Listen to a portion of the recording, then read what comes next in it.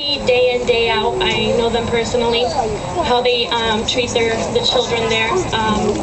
They treat them with the most excellent daycare service I've seen.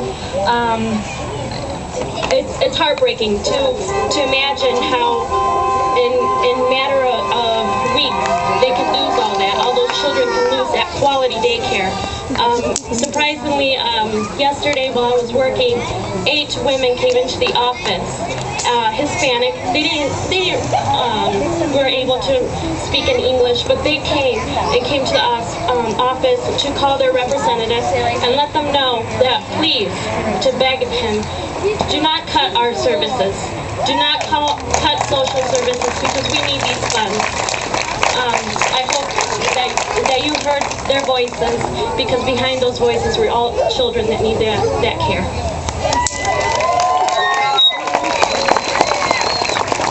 Thank you.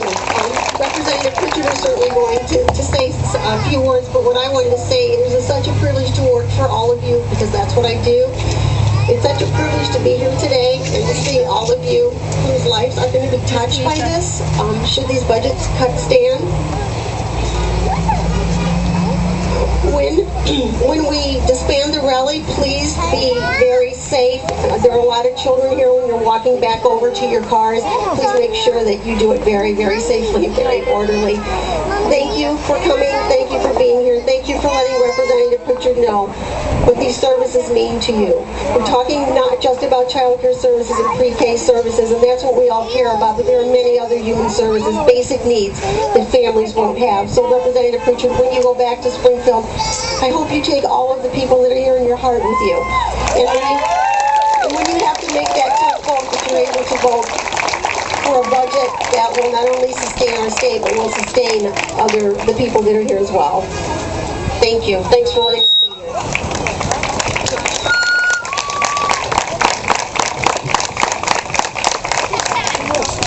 I think one of the first things we learn in school is that a picture is worth 1,000 words.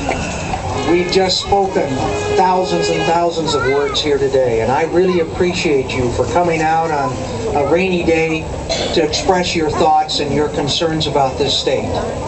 This is an issue that is gripping all of us, whether we have early childhood students, whether we're dealing with disabled, whether we're dealing with the elderly, whether we're dealing with some of the other very important programs that our state has. It's all about providing the services that people need to, as you heard here today, get an education, get a job, make a life for their family that they can achieve their dreams. And that's what I would like to do. And that's when I go to Springfield, the message that I try to share. But we have to make choices in Springfield, just like you all have to make choices. The choices you make in your family, the choices about where you take your children for child care, the other choices that we make. And right now in Springfield, we haven't made any choices. The budget that was presented to us was a budget that I voted against because it didn't provide for the basic needs of our state.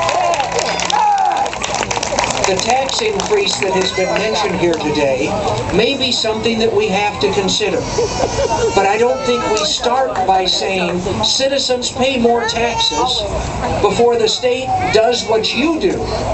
And that's make some choices about what you spend your dollars on, about where you cut, about what you economize on, about how you spend the hard-earned dollars that you've made. The state hasn't done any of that. And the bills that we had to vote on, we only voted on one of them. And I voted no on that bill because we didn't do what you are doing. We didn't make choices, and we didn't make the kinds of cuts and efficiencies that can be made. Right now, we're in Springfield discussing, even though I'm here. The leaders are meeting, the people that are helping write the budget are meeting, and I'm telling them what you're telling me, that we've got to make choices, and that early childhood is one of the top choices that we ought to fund. On my wall is a plaque that 4Cs gave me in my first year as a legislator, and that's called the Friend of the Child. Because, like you, I realize the best investment the state can make is in an early childhood education. in getting young people on the right road to a good education, to achieving their dreams. That's the message that I've been carrying to Springfield.